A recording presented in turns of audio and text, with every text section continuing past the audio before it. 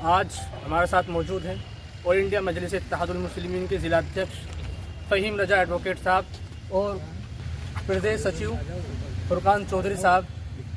जैसा कि आप सभी को मालूम है कि प्रदेश सचिव फुरकान चौधरी साहब, जैसा कि आप सभी को मालूम है कि संसद के अंदर अमित शाह जी ने बाबा साहब का अपमान किया था, उसी को लेकर आज मेरठ में भी धरना प्रदर्शन था। इसी की ज़्यादा जानकारी लेंगे हम जिला अध्यक्ष फ़हीम एडवोकेट से।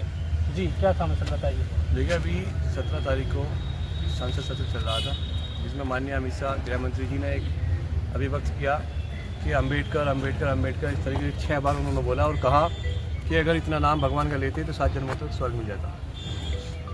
ऐसी भाषा का प्रयोग करना है गृह मंत्री के लिए शोभा नहीं देता।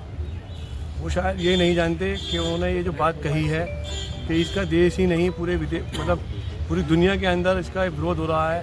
बड़ा अफसोस हो रहा है कि देश के गृह मंत्री एक ऐसे व्यक्ति के लिए जिसे देश ही नहीं पूरी दुनिया मानती है, फॉलो करती है, उनकी किताबें पढ़ाई जाती हैं, उन्होंने बिना सोचे समझे कैसे बोल दिया, ये तो हमें समझ में नहीं आ रहा है। लेकिन ये बड़ा अफसोस की बात है, ये सब चीज़ें नहीं बोलनी चाहिए। उन्हें याद रखना चाहिए कि जिस संसद के अंदर वो खड़े होकर ये बातें बोल रहे हैं, उस संसद के अंदर ही भीमराव अम्बेडकर साहब ने एक संविधान लागू किया और ये बताया कि आप इस संविधान के अंदर, इस पार्लियामेंट के अंदर आप इस देश को किस तरीके से आप चलाएंगे।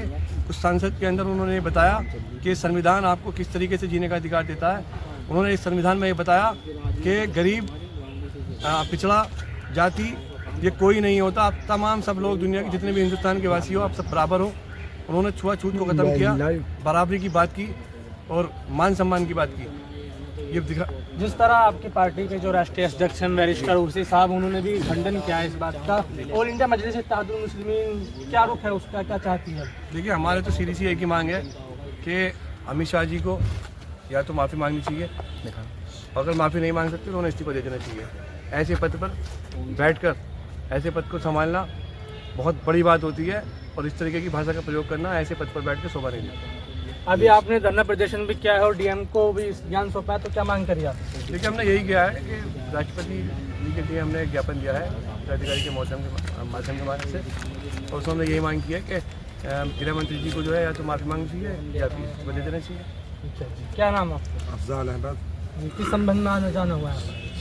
अम्बेडकर साहब का जो अपमान किया है अमित शाह जी ने, उसके विरोध में हम सब लोग यहाँ इकट्ठे हुए हैं। जी, संसद के राज्यसभा में अपने अभिभाषण के दौरान आदरणीय अमित शाह गृह मंत्री भारत सरकार द्वारा एक अभी फैसला हो रहा है अम्बेडकर अम्बेडकर अम्बेडकर अम्बेडकर इतना नाम अगर भगवान का लेते तो 7 जन्मों तक स्वर्ग मिल जाता। दिया गया जिसे देश ही नहीं विश्व ने भी देखा और सुना। गृह मंत्री साहब का यह व्यक्त संसद की संवैधानिक मर्यादाओं, दायित्वों और अनुशासन के पूर्ण विपरीत है। संसद के राज्यसभा में यह व्यक्त भारतीय संविधान निर्माता बोधिसत्व बाबा साहब डॉक्टर भीमराव अम्बेडकर जी का अपमान ही नहीं, परिलक्षित करता बाबा साहब का अम्बेडकर जी के व्यक्तित्व, उनके संघर्षों और देश के प्रति असीम प्रगाढ़ प्रेम को भी अपमानित और तिरस्कार करता है। यह व्यक्ति संसद की अस्मिता, अस्तित्व और गौरव को भी धूमिल करता है, साथ ही इस देश के करोड़ों नागरिकों की भावनाओं को हाथ कर ठेस पहुंचाता है। अतः इस ज्ञापन के माध्यम से देश के करोड़ों नागरिकों की भावनाओं के दृष्टिगत ऑल इंडिया मजलिस इत्तेहादुल मुस्लिमीन उत्तर प्रदेश से मांग करती है कि आदरणीय अमित शाह गृह मंत्री भारत सरकार संसद के राज्यसभा में अपने दिए गए कथित व्यक्तित्व के लिए बाबा साहब डॉक्टर भीमराव अम्बेडकर जी के प्रति कृतज्ञता व्यक्त कर क्षमा प्रार्थी होना स्वीकार करें, अन्यथा अपने पद से इस्तीफा दें।